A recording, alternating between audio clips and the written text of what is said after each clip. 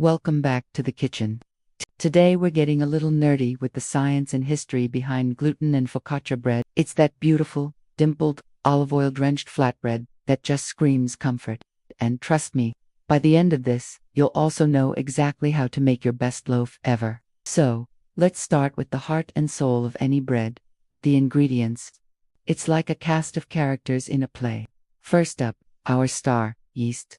This tiny, living organism is the powerhouse behind the rise. When you mix yeast with a little bit of warmth and moisture, it wakes up, gets hungry, and starts feasting on the natural sugars in the flour. As it eats, it releases carbon dioxide gas. Think of it like thousands of tiny balloons inflating inside your dough. This is what gives bread its light, airy texture. Without yeast, our focaccia would be, well, a cracker. But yeast can't do it all alone. It needs a partner. And that partner is gluten. Now, gluten sometimes gets a bad rap, but in bread making, it's our best friend. When you add water to flour, to proteins, glutenin and gliadin link up to form an elastic network we call gluten. Imagine a microscopic net or a web stretching throughout the dough. As the yeast produces those carbon dioxide bubbles, this gluten network traps them, holding them in place and allowing the dough to rise and expand without collapsing. The more you work the dough, the stronger this network becomes. It's this very structure that gives focaccia its signature satisfying chewiness. It's a delicate dance.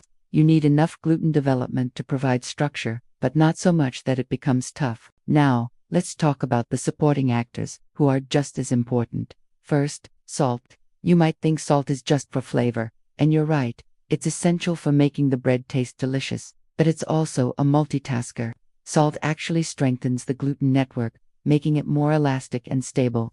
At the same time, it helps to control the yeast. Without salt, the yeast would go wild, fermenting way too quickly and potentially exhausting itself before the bread even gets into the oven. Salt is like the director on set, making sure everyone stays in line and the final dish is just right. And of course, we can't talk about focaccia without talking about olive oil. Olive oil is just amazing. It adds that fruity flavor and gives food a crispy outside while keeping it soft inside. Fat, like olive oil, actually shortens the gluten strands. It coats the flour proteins and gets in the way of them forming super long, tight bonds. This is what makes focaccia more tender and less chewy than, say, a rustic baguette. Getting the right balance between kneading the dough to build gluten and adding olive oil for tenderness is the key to perfect focaccia. Knowing these roles is one thing, but how do we get them to work together? This is where technique comes in, specifically fermentation and kneading. Fermentation isn't just about the rise. It's about flavor development. While the yeast works, it's also making that yummy, tangy bread smell we love. This is why many of the best focaccia recipes call for a long, slow fermentation in the refrigerator. This cold proof slows down the yeast SCO to production but gives the flavor-producing enzymes plenty of time to work their magic. Kneading is key. Whether you're using a stand mixer or just your hands, it's all about building that gluten network. You're stretching and folding the dough to create a strong, elastic texture.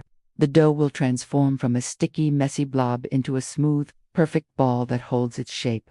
Proper kneading is essential for a fluffy, airy crumb. If you underknead, your gluten network will be too weak to trap the gas. You'll get a thick, hearty loaf. Baking focaccia is all about feeling the dough come alive. Where did this amazing bread come from? Bread's been around forever, a key part of our history. Our journey with bread began with ancient grains, things like einkorn and emmer. Over millennia, we've cultivated and crossbred these grains to create the modern wheat we use today, which is much higher in gluten and better for making light, risen breads. Focaccia's own story is just as rich.